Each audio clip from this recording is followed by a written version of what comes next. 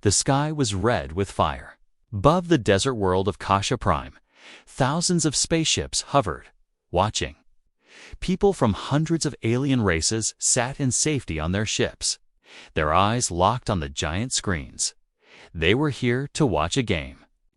But it was no ordinary game. It was a slaughter. In the center of the arena stood 5 young alien girls. Their ears were like cats, eyes glowing, their movements graceful. They were called the Falari, fast, clever, beautiful, and now. Hunted. The crowd roared as the timer on the giant holoscreen began. 10 minutes. That was all the Falari had. No weapons. No armor, only their speed. From the other side of the arena, the Hadas appeared, tall machines with razor claws, red sensors for eyes, and heavy armor. They were built to kill. The hunt began. Every network in the galaxy streamed the match. Commentators laughed and placed bets. Everyone watched. No one cared. Except one, on the edge of the viewing ship in the dark control room. A human man leaned forward. His name was Cal Rayner. He wasn't rich. He wasn't powerful. Just a tech worker who barely had access to this floor. But Cal had seen enough. His hands clenched. His jaw tightened. He couldn't stop staring at one of the Falari girls. The youngest, she was maybe 16 in human years. Her fur was silver, her eyes wide with fear. She ran, fast, leaping over rubble, but one of the hunter bots slashed her leg. She screamed. Cal's heart dropped. He had to do something. The room around him buzzed with voices. No one noticed him slip away. Cal ran down the corridor, his mind racing. He had once worked on the transport tunnels that connected the viewing ships to the arena. He knew where the emergency pods were. They weren't locked. If he knew the code, he did. He reached the pod station, breathing hard. Sirens rang in the arena. One Falari girl was down. Blood on the sand. Cal slammed the code into the panel. Access granted. The door hissed open. He stepped inside, sealed the hatch, and launched in. The arena, the ground shook as another explosion hit. The audience cheered. The Falari girls were cornered now, backs against the broken wall of a fallen temple. The hunter bots closed in. And then, something crashed through the sky. Like a comet. Boom. Dust flew everywhere. The crowd gasped. In the center of the arena, standing between the Falari and the hunters, was Cal. Human, unarmed, breathing hard. The Falari stared in shock. The hunters paused, confused by the new arrival. One of the Falari, the one with silver fur, whispered, "What? Is he doing?" Cal turned to them and said, "Run." They didn't move. Another bot lunged. Cal dodged, just barely. He grabbed a broken spear from the ground. Not much of a weapon, but enough to draw their attention. He shouted at the bots, "Come on, I'm right here." One attacked.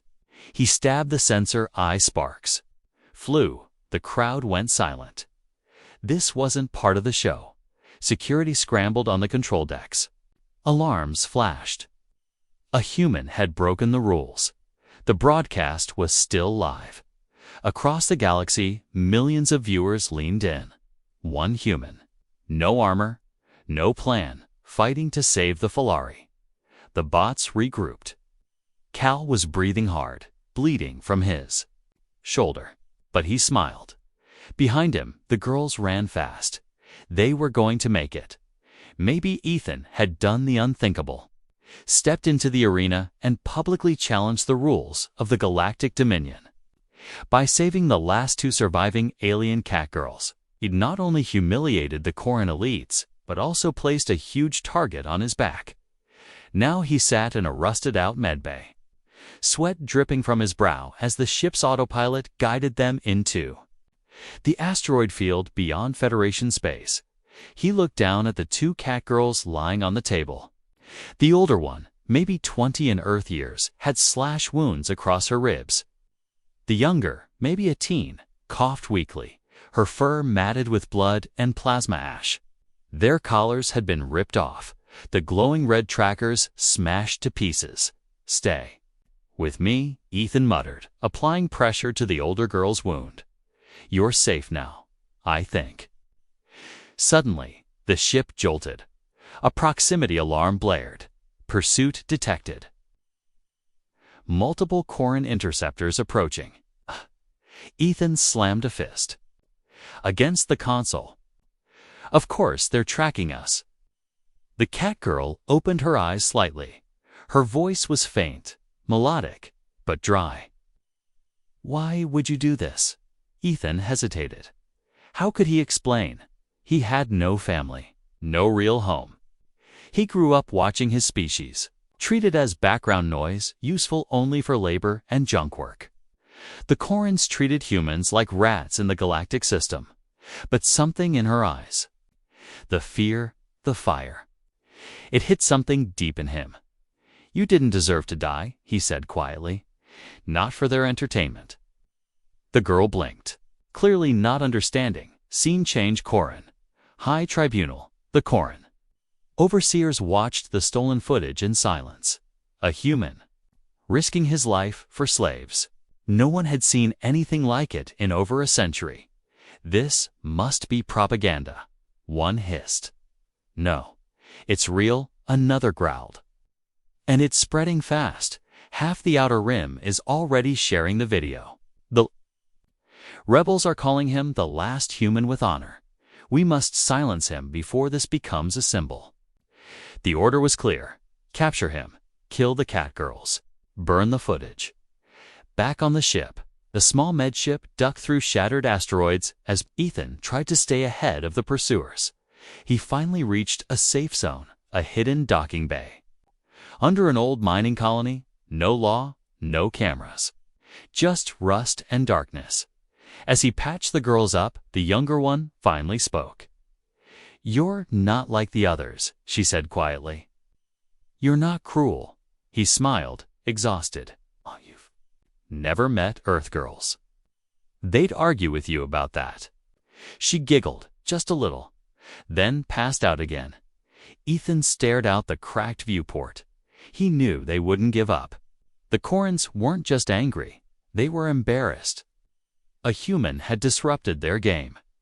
That kind of defiance couldn't go unpunished. But it wasn't over yet. Not if he could help it. Ethan tried to rest, but his mind was spinning. He had just rescued 2 alien catgirls from a death arena, stolen a ship, and was now hiding inside a forgotten mining station buried deep inside a frozen asteroid field. The girls were still unconscious, recovering from their injuries. He'd done his best with a medkit, but they needed real help, and fast. Suddenly, a red light blinked on the ship's dashboard. Bounty alert, human mail, charges, theft, interference, slave rescue, reward, 500,000 credits, dead or alive. Ethan stared at the message. A cold chill ran through his chest. 500,000 credits. That was more than most bounty hunters made in a lifetime. He walked over to the supply locker and grabbed a plasma pistol. He checked the battery, loaded it, and clipped it to his belt. "Now it begins," he muttered.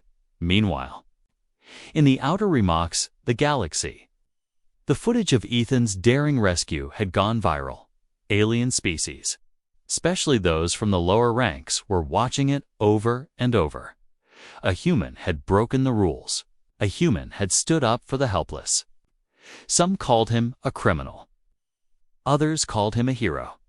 Small rebel groups were already sharing the video with captions like, "One man, one stand, a spark can start a fire." In shadowy taverns and encrypted networks, the whispers had begun. The human didn't run. He fought. Back at the station, the older catgirl finally woke up. She sat up quickly, then groaned in pain and held her side. Ethan rushed to her. "Easy. You're safe now. At least, for now." She stared at him with cautious eyes. Her voice was quiet, but sharp. "You're human. But you risked your life for us. Yeah, Ethan said with a dry laugh. Don't remind me.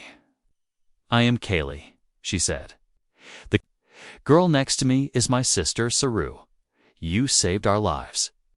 Ethan nodded. They were going to kill you for sport. I couldn't watch that. Kaylee studied him for a moment. Then, slowly, she bowed her head. You have our debt. Don't worry about that, Ethan said. We've got bigger problems. He turned on the screen and showed her the bounty. Kaylee's ears twitched. Her fur bristled. They'll never stop now. Exactly, Ethan replied. Which means we need allies. Weapons. A ship that doesn't break down when I sneeze. She looked at him seriously. We know someone. A smuggler on Haven 7. She helped our kind before. She may help again. Ethan smiled. That's a start. Seen? Change orbit of Haven 7. The planet was full of neon light, crime, and secrets. Ethan landed the ship in a hidden port and wrapped the girls in cloaks. They couldn't risk being recognized inside a smoky nightclub. They found the smuggler, a tall, four-armed alien with gold eyes and a scar down her face. Her name was Zara.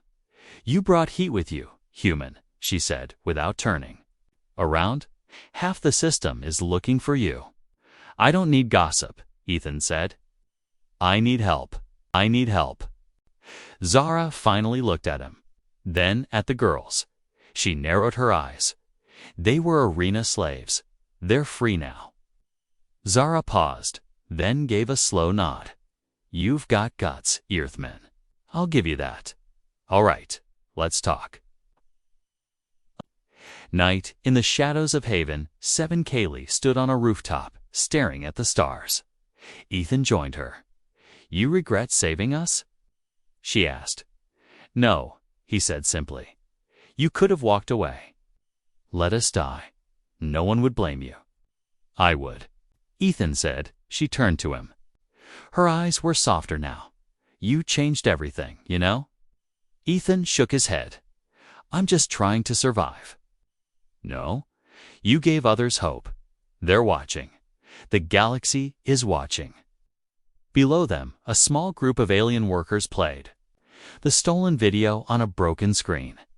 One of them raised a hand in salute. Ethan didn't wave back. He just stood there, heart heavy. I didn't ask for this, he whispered. But you started it, Kaylee said. And now we fight. The night air on Haven 7 was heavy with tension.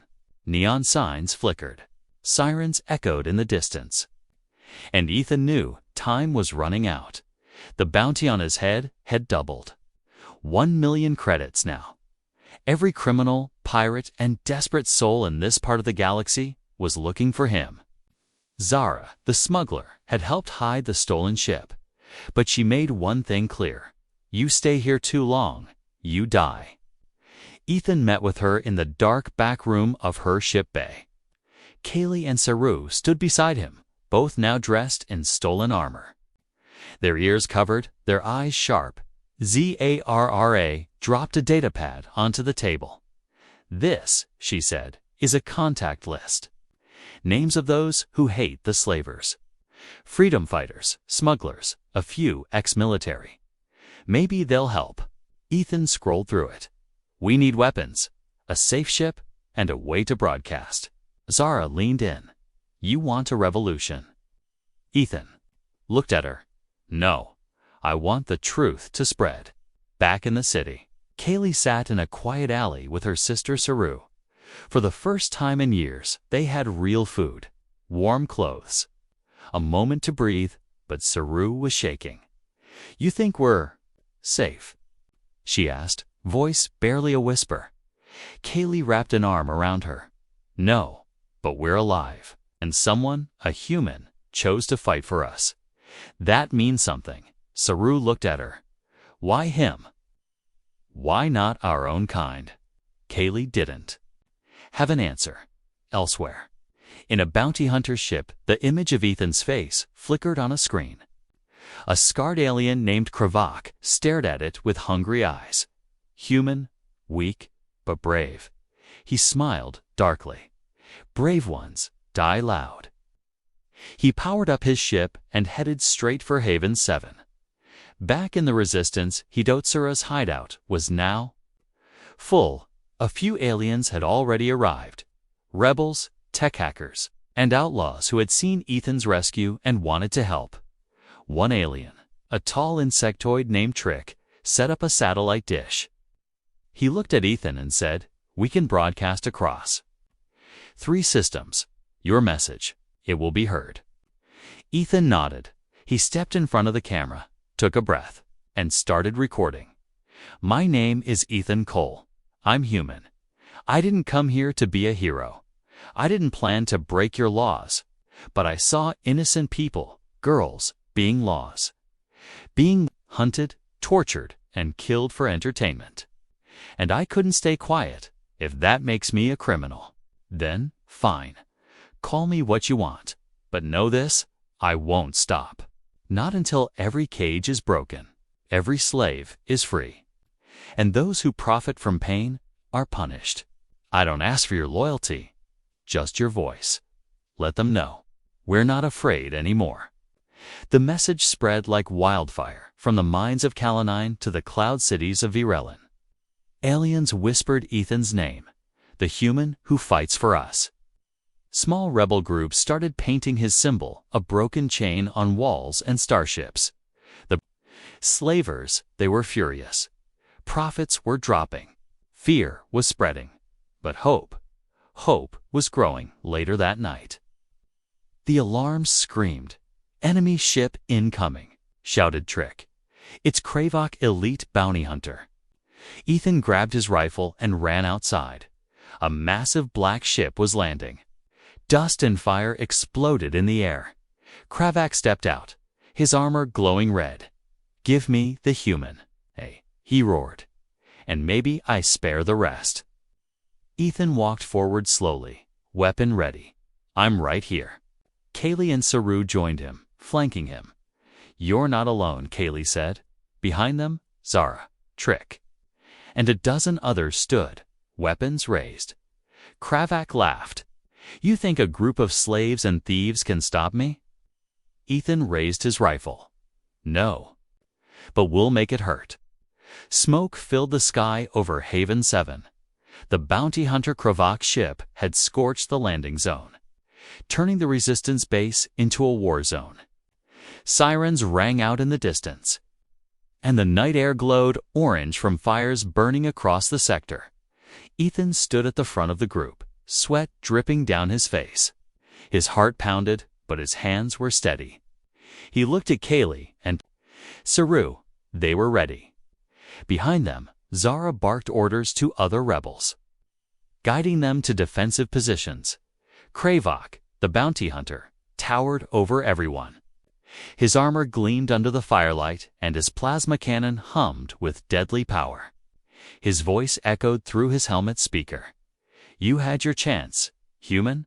Now I take you, dead or alive." Ethan didn't flinch. "If you want me, come get me." And then, chaos. Kravok fired first. A bolt of blue plasma ripped through a wall beside Ethan. He rolled, dodging to cover, firing back with his rifle. Zara tossed him a new energy clip. Kaylee moved fast, leaping across rubble, drawing fire away from her sister. Saru took a sniper position, her aim steady, eyes cold with purpose. She'd seen too many sisters die in cages to feel fear anymore. Lasers lit up the sky. Concrete cracked. Bodies fell, but no one ran. They had nowhere else to go. Ethan knew they couldn't win a full fight. Not against Kravok's ship. They didn't have to win, just survive long enough to escape. "Trick!" Ethan shouted through his comm. "Is the backup route ready?" The insectoid hacker crackled through, panicked. "Working on it. I need 60 seconds. You've got 30. Kravok smashed through a wall, roaring. He spotted Ethan and charged. His plasma blade crackled to life, swinging down clang. Kaylee blocked him mid-swing with a stolen energy shield. Sparks flew. She slid back, knees scraping the floor, but she didn't fall. "You're not taking him," she growled. Kravak growled. "You're nothing but a pet." "I'm free," she replied, eyes burning. Meanwhile, Saru spotted Kravak's power pack. It was pulsing, exposed for only a second when he moved. She exhaled slowly. Bang! Her shot hit dead center. Sparks exploded from his back. Kravak screamed in rage and swung wildly. His blade missed Kaylee by inches. "Trick." Ethan yelled again. "Go now," came the reply. "South tunnel, under the mech bay." Ethan pointed. "Everyone, fall back." Kaylee grabbed Saru, who was reloading. Zara tossed a flash bomb and ran after them. Ethan stayed at the rear, covering them. He fired 3 more shots at Kravak, who roared like an animal but didn't chase. They disappeared into the tunnel in the darkness. Breathless, bleeding, but alive, they slid into a safe house built deep underground. Trick sealed the door behind them. Ethan collapsed to his knees, gasping. Kaylee dropped beside him. Her arm was burned. Saru sat against the wall, hands shaking. Zara. "Paste, he'll find us again. He always does." Ethan looked at the group. Half of them were wounded. All of them were tired. "We have to move again," he said. "But not just hide. We need to strike back." Zara gave a bitter laugh. "With what? We've got broken guns and half a dozen fighters." Kaylee spoke up. "We have something better." Everyone turned to her. "We have the truth." Ethan's message reached thousands. "There are others, people like us, waiting for someone to lead," Saru added. "And there's something else. I saw it in the slaver database before. We escaped." She opened a hologram on the wall. A map appeared, a transport route through Sector 5. It showed cages. "Thousands of them, new shipments," she said. "Hundreds of girls, like us, still waiting for rescue." Ethan clenched his jaw. "They're not waiting," he said. "They've been forgotten." He stood, his voice stronger now. "We're going to remind the galaxy they exist." Hours later, a rebel ship lifted off from Haven 7, silent in the night sky. On board, Ethan checked his weapon. Kali patched Saru's shoulder. Zara ran a scan. Their destination, Sector 5 slave route. Their mission, free the next generation before they're sold. Or worse, Kravak was hunting them. The slavers were hunting them. But something had changed. Now, the hunted were fighting back. The stars looked cold and quiet from the outside, but inside the stolen rebel ship, things were tense. Ethan stood at the front window, arms crossed. Sector 5 was just ahead, and so was their most dangerous mission yet. Kaylee joined him. "You're sure this is the right ship?" Ethan nodded. "The slavers are transferring prisoners tonight. If we wait, they'll be gone forever." Behind them, Saru was checking weapons. Zara went over the hacking codes with Trick, the bug-eye tech genius who had a knack for making the impossible happen. The plan was risky. They were going to board a slaver cargo ship mid-flight and rescue over 100 alien girls before. The slavers could sell them no backup, no reinforcements. Just hope. 30 minutes later, the slaver cargo vessel was visible.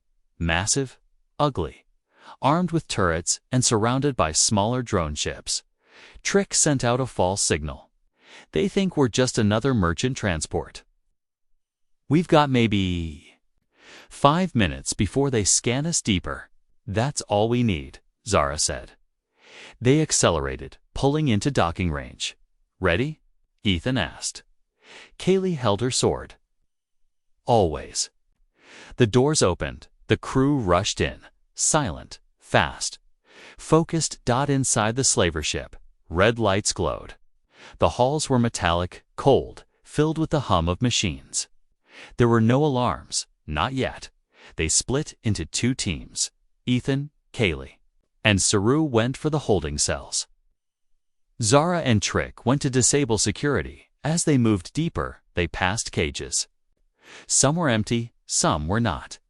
Inside the dim cells, alien girls of all types huddled in corners, bruised, chained, scared, feline features, blue skin, glowing eyes.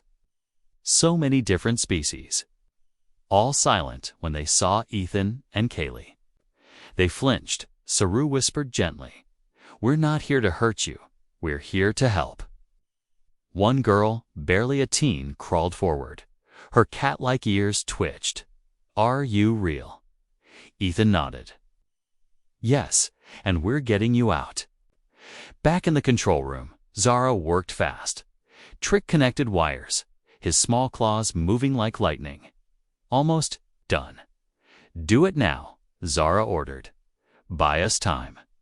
Trick slammed the final key. All the cameras in the ship went black. Alarms blared. The slavers had noticed. Ethan looked back as red warning lights lit the halls. "Move fast." Kaylee sliced through cage locks. Saru guided the girls toward the hallway. The freed prisoners, though weak, followed. But then gunfire. 2 slavers burst through a side door, armored and armed. Ethan ducked, returned fire. Kaylee rushed forward, deflecting shots with her blade, slashing one slaver down. Saru dropped the other with a clean headshot. The girls screamed and huddled close together. Ethan turned, firm but calm. "You're safe. Just follow us. We're almost out." More slavers came. The halls became a battlefield. Smoke and heat filled the ship. Zara met up with them halfway, bleeding from her arm but smiling. "Turrets are down. We need to leave now." They ran. Dozens of alien girls now running behind them. The ship rocked. Explosions rang out. Kaylee stopped suddenly. "Tizru." Ethan spun around. She wasn't there. Meanwhile, Saru had stayed behind. She saw a door marked Unit 9 transfer hold and heard voices. Inside were 10 more prisoners unaccounted for. They had been separated for private buyers. One was barely breathing. Saru knew she couldn't carry them all, but she tried anyway. She grabbed one girl over her shoulder. The others followed her, limping, coughing. She fired into the locks, opened the hallway, and ran. Ethan saw her at the last second. Coming from the other side, girls limping behind her. He ran to meet her, taking one of the injured. "We've got you," he said. Saru gave a weak smile. "I'm not leaving anyone." They made it to the exit. The ramp closed behind them. Zara hit the thrusters. The stolen rebel ship launched into space. Speeding away from the slaver vessel just as it exploded behind them. Trick had left a gift in their system. Inside the ship, dozens of alien girls sat quietly, looking around, confused. But free. Kaylee passed out water. "SERU treated wounds." Zara sighed, leaning back against a crate. "We actually did it." Ethan walked to the center of the room, looked at the frightened girls, and spoke. "You're free now. No more cages, no more fear. We'll take you to a safe place, and you're not alone."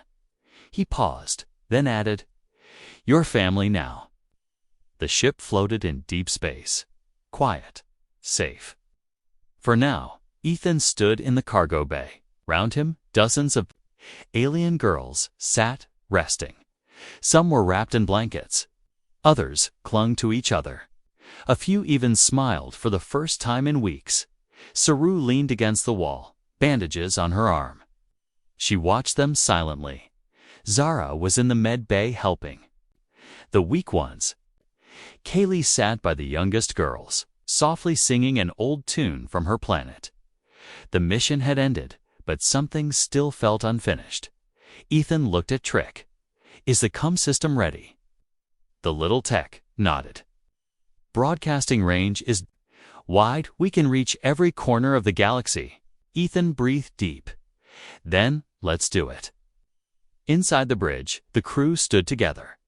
Kaylee asked, "Are you sure you want to send this?" "They need to know the truth," Ethan replied.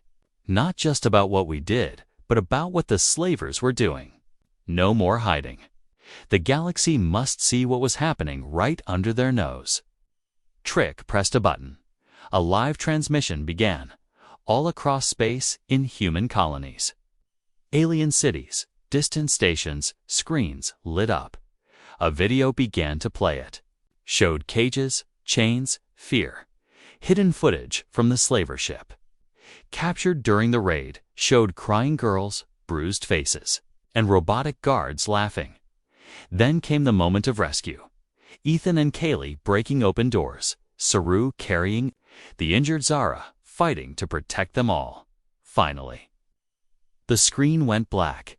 Then Ethan's voice spoke to everyone out there watching. "This is real.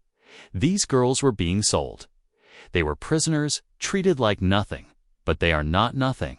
They are people. They matter, and we risked everything to save them." He looked into the camera. The governments didn't help. The law didn't protect them, so we did. If you hear this message, don't stay silent. Help us. Join us. Speak up. Even a small light can break the darkest cage. The transmission ended. Silence filled the bridge. Then, slowly, messages started pouring in. One from a rebel group. "We saw it. We're in." Another from a human colony. "We'll give shelter." Even a powerful alien leader responded. "Those slavers just made an enemy." Kaylee smiled.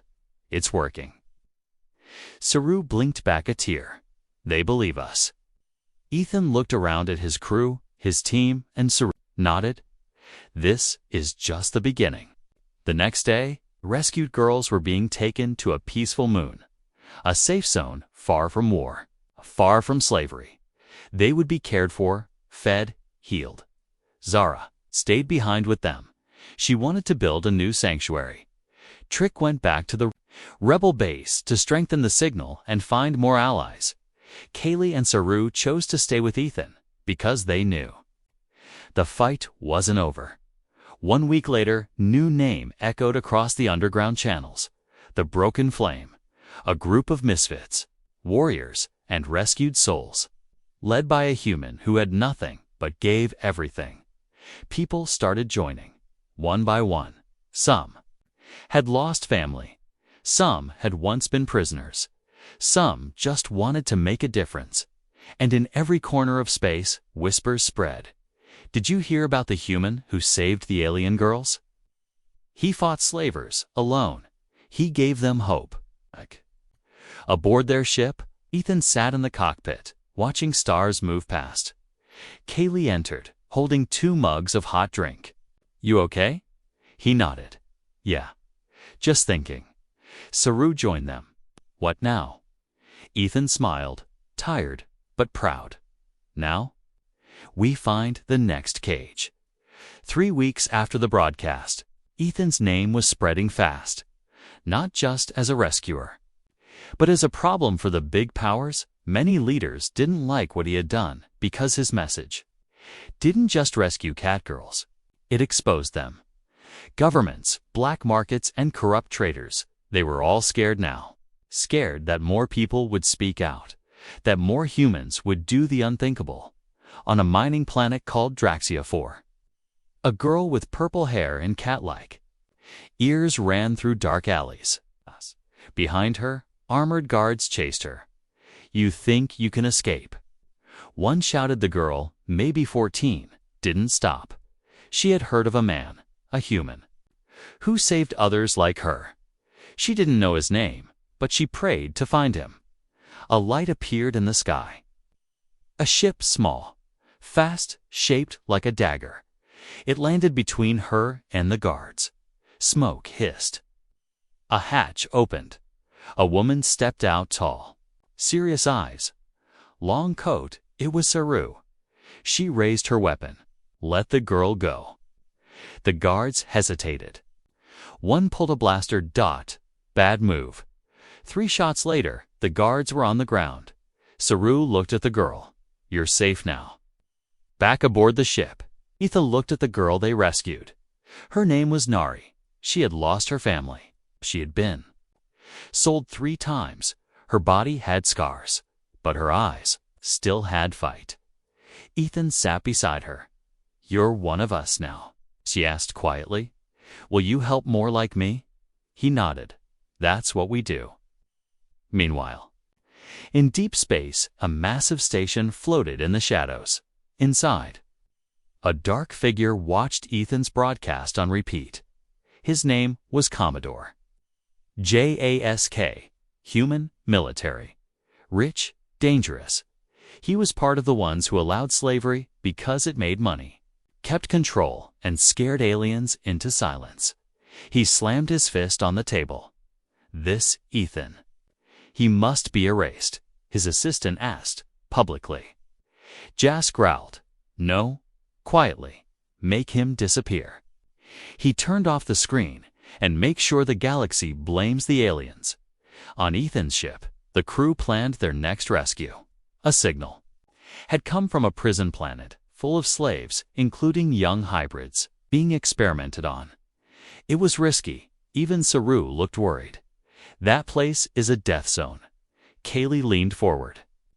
That's why we go. Ethan stood. Get the engines ready. We leave in 1 hour. Later that night, Nari sat in the cockpit, looking at the stars. Kaylee sat beside her. Why are you helping me? Nari asked. Kaylee smiled gently. Because someone once helped me, and now it's my turn.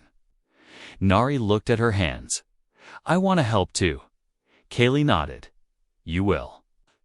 One day. Final scene, as the ship jumped into lightspeed. Ethan looked out the window.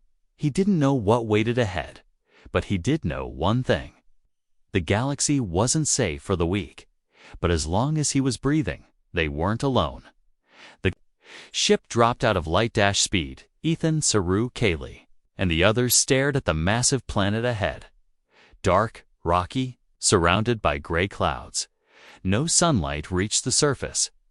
It was called Carney 7, a prison world, forgotten by most of the galaxy. No one left alive, except maybe the ones Ethan had come to save. Ethan pointed at the screen. There, he said. That signal, it's coming from deep underground. Saru narrowed her eyes. Are you sure it's not a trap? Does it matter? Ethan replied.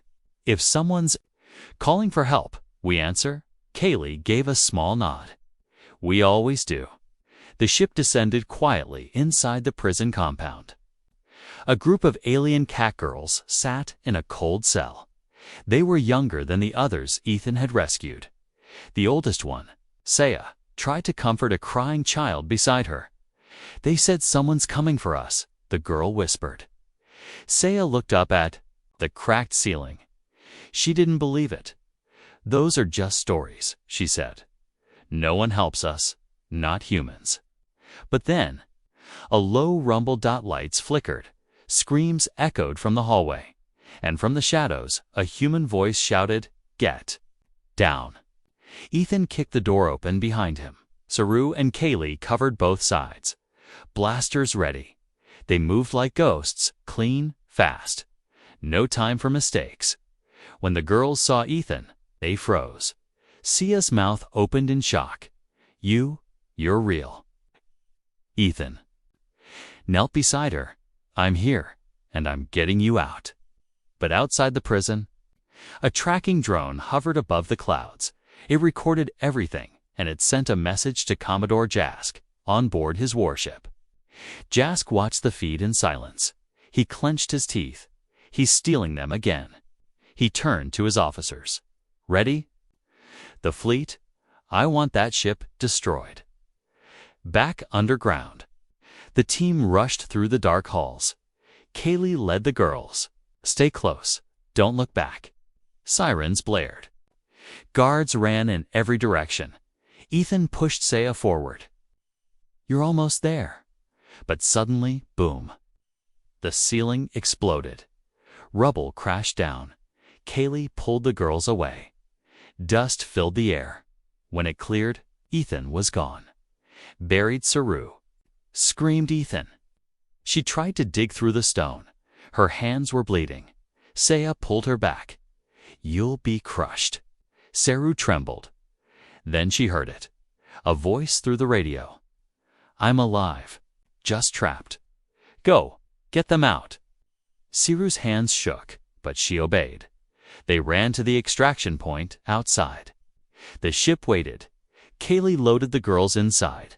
Saru stayed by the ramp. Looking back, the prison burned behind her. Still no Ethan done dash movement. A figure limped through the smoke, clothes torn, face bleeding but alive. Ethan. He collapsed into Saru's arms. "You always wait for me," he joked, coughing. Saru smiled. "Only when you do something stupid." The ramp closed. Engines roared. They took off just as enemy ships appeared on. The radar dot in space. The enemy fleet was closing in. 10 ships. Bigger, faster. Armed, Ethan looked at Kaylee. "Can we outrun them?" Kaylee frowned. "No." Saru checked the weapons. "We'll never win a fight." Everyone went silent. Then Saya stepped forward. She held a metal cube. A tech device. "I know another way." Flashback. Saya had been part of a science group. Before her capture, she knew the base systems. This cube could overload the station's energy core if they triggered it from orbit. It would fry enemy sensors for 60 seconds, just enough time to escape. Ethan nodded. "Let's do it." He gave the cube to Kaylee. The ship turned sharply. The device launched. They held their breath. Then, a bright pulse. Every enemy ship flickered. "Lost power," Ethan yelled. "Punch it." The ship shot into light dash speed. Gone safe, later. In the quiet of space, Ethan stood with Saya in the cargo bay. The younger girls were resting. Saya looked up at him. "You really came for us." Ethan looked away. "I had to," she asked. "Why?" He smiled sadly. "Because everyone else watched you die." The ship floated quietly in deep space. No alarms, no danger. Just silence. For the first time in days, Ethan and his team could breathe. Inside the medical room, Saru was wrapping a bandage around Ethan's arm. "You took another hit." "She said." Ethan chuckled. "Just a scratch." Saru rolled her eyes. "You say that every time." Kaylee walked in. "Engines are stable. We're heading toward the Haven sector." Saya looked up. "What's Haven?" Kaylee replied. "A hidden system, safe. No patrols. No war." Ethan smiled. A place to start over. In the back of the ship, the rescued girls sat together. Most were sleeping. Some were whispering softly, still unsure if they were really safe. One of the youngest clung to a piece of Ethan's old jacket to her. He was a hero. Sia walked beside Ethan in the hallway. She looked nervous back there. "In the prison, you could have left us." Ethan stopped. "I don't leave people behind, but why?" she asked. "We're not even human." Ethan turned to her, serious now. "You didn't see what I saw." He told her about the first time he saw the camps. About the silent rows of cages. About the galaxy that just watched. "We didn't do anything," he said quietly. "So I decided to change that." Sia looked down, tears filled her eyes. "You did more than anyone else ever has." Suddenly, Kaylee's voice came through the comms. "Ethan, come to the bridge, now." Ethan rushed in. On the screen, a signal. Encrypted. Old code. Saru scanned it. "It's a distress call." From another group of girls, not far. Ethan leaned in. "How many?" Kaylee replied, "Dozens, maybe more." Silence filled the room. Saru finally said, "We're low on fuel." "Our weapons are damaged." Kaylee nodded. "If we go, we might not come back." Saya entered, her eyes wide. Then let me help. She held up her cube device again. I can boost the signal. Find out exactly where they are. Ethan looked at the team, then at the girls sleeping peacefully behind them. We said we wouldn't leave anyone behind. T took a deep breath. Let's go get them. 3 hours later, the ship dropped out of lightspeed again. They arrived in a shattered system. Asteroids everywhere. Kaylee guided the ship carefully. Signal is strong. There underground, looks like another lab. Saru, read the scanners. No guards, no power. It's abandoned. Ethan grabbed his gear.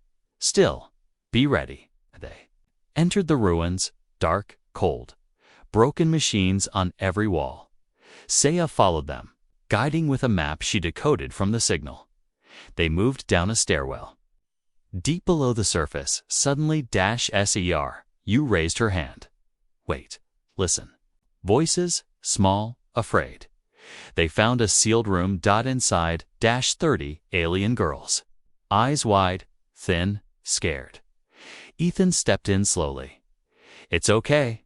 We're not here to hurt you. One of the girls ran to him. Are you the one they talk about? She asked. The human who saves people. Ethan looked around. Some of the girls were too weak to even stand. He nodded softly. Yeah, that's me. The next hour was quiet. Kaylee helped carry the sick. Sia comforted the little ones. Saru cleared a safe path to the exit. For once, there was no fight, no soldiers, no traps, just silence, and the weight of what had been done to them. Back on the ship, as they flew toward Haven Sector, Ethan stared at the stars. He felt tired. Worn out, but not defeated. Kaylee walked beside him. You started this with nothing, she said. Now look what you've built. Ethan smiled faintly. A family. In the cargo hold, the older rescued girls were teaching the younger ones how to read, how to laugh, how to hope again. Saru sat with them, finally smiling. Sia walked up to Ethan. I want to help, she said. More than just fixing tech. Ethan looked at her. You already are. As they neared Haven, a soft blue light filled the windows. A small planet came into view. Green forests, oceans, sky. A place untouched by war. Kaylee whispered, we made it. Ethan nodded. We made it.